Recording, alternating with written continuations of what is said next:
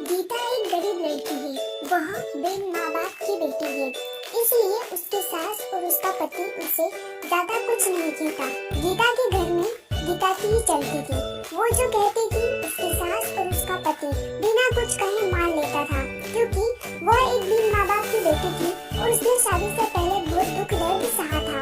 गीता घर का कोई काम नहीं करती थी। उसके घर का सारा काम उसका पति और उसकी सास करती थी और कुछ काम उसकी बेटी भी करती थी। गीता तो रोज अपना पर्स लेकर बाहर घूमने चली जाती थी। गीता को कोई कहता भी नहीं था कि वो इस तरह रोज बाहर न जाए या घर का काम करे। घर का काम उसका पति और उसकी सास कर लेती थी।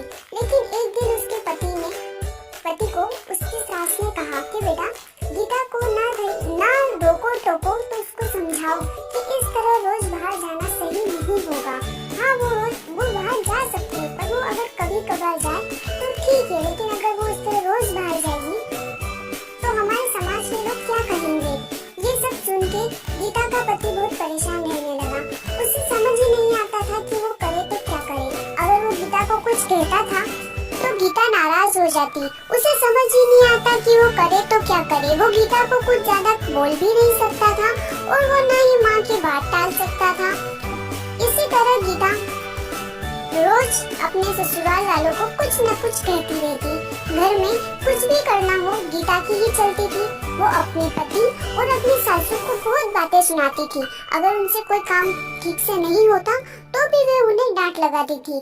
फिर भी उसका पति और उसकी सास चुपचाप उसकी सारी बातें सुनते रहते थे, ये सोचकर कि कभी न कभी गीता को एहसास होगा कि वो जो व्यवहार करती है वो सही नहीं है। हम उसे लाड़ प्यार करते हैं, इसका मतलब ये नहीं कि वो हवा में उड़ने लगे।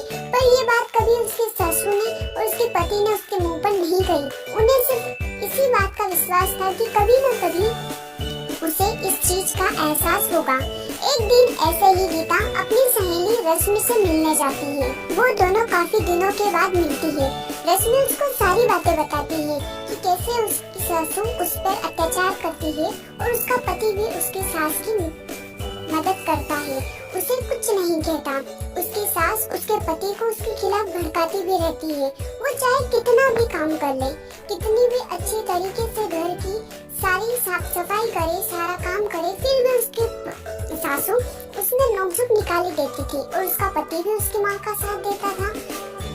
जब ये बात रश्मि ने गीता को बताई तो गीता को एहसास हुआ कि वो तो अपने पति और अपनी सासू के साथ इतना बुरा व्यवहार करती है, घर का कोई काम नहीं करती, फिर भी उसकी सासू और उसका पति उसे कुछ नहीं कहता। वो उन्हें बार बार छोटी छोटी चीजों के लिए हजारों बातें सुनाती है, फिर भी उसके सासू ने उसे कभी नहीं डांटा।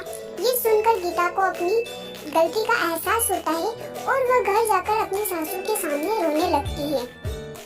उन्हें सब बात बताती है कि उसे उसकी गलती का एहसास हो गया है कि उसने कितना गलत किया। तब उसकी सास से कहती है कि बेटा रो मत, हमें विश्वास था कि तुम्हें एक न एक दिन अपनी गलती का एहसास होगा और तुमने गलती चाहे कैसी भी की हो, लेकिन तुम्हें अपनी गलती का एहसास हो गया, बस यही बड़ी बात है। अब हम सब साथ मिलकर हंसी खुशी रहेंगे।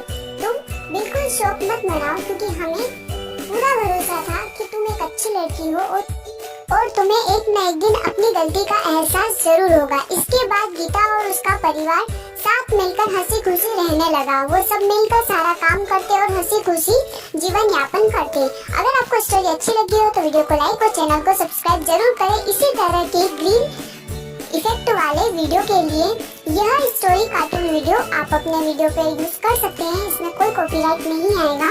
हाँ, मेरी जो इसमें आवाज है, मेरा जो साउंड है, मेरा जो म्यूजिक है, उसको आप हटा दीजिएगा या तो अपना रिकॉर्ड करके उसमें डाल दीजिएगा या फिर कोई म्यूजिक ऐड कर दीजिएगा, तो उसमें कॉपीराइट नहीं आएगा। आप सभी का दिल से धन्यवाद।